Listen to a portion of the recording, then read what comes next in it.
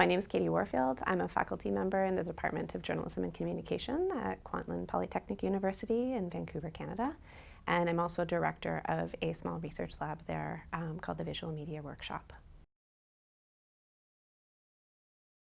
So my research focus is on studying images that are shared on social media, in particular looking at how young people share images of their digital subjectivity online.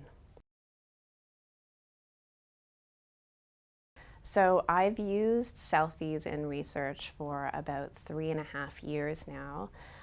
But the first time I chose to use selfies in research, I was interested in looking at how selfies come to be, not what selfies are when we look at them, but what happens behind the camera when people are taking pictures, preparing themselves, and selecting amongst the various photos they take, the one that will be shared online.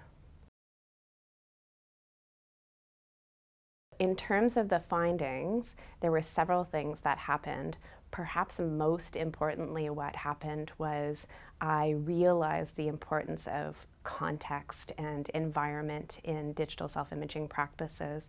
This came about as a sort of realization with one particular participant who, in the process of data collection, was in this small room on the Kwantlen campus, and she was trying to move lights in this room, and I was videotaping her, and she couldn't quite get the arrangement of the various elements of the room to achieve the look that she wanted. Then she jokingly, knowing that she was being videotaped, put her hands on one wall of the room and stretched her leg out and pushed it against the opposite wall of the room and said, "I need this room to be bigger." And it was in that moment that I realized that if you're using selfies in research, there's a real importance of allowing participants to take these images in their natural environment where they would take these images naturally.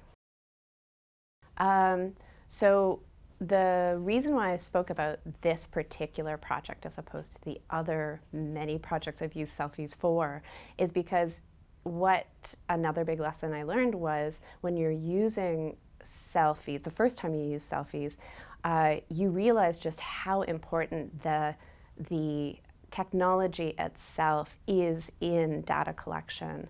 And it's as if you're at once studying the phenomenon while using a completely new methodology. So there's this learning curve in terms of using selfies where you have to really understand what is going on behind the lens with the camera itself. So selfies at once are a phenomenon that we can study, but they're also clearly a novel visual methodology that yields different and interesting information than, say, an analog camera would.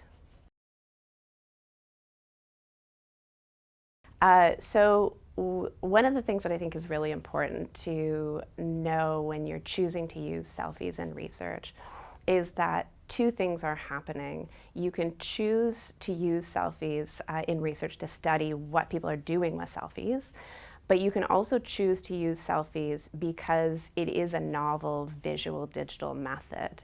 And this method yields different types of data than another method would.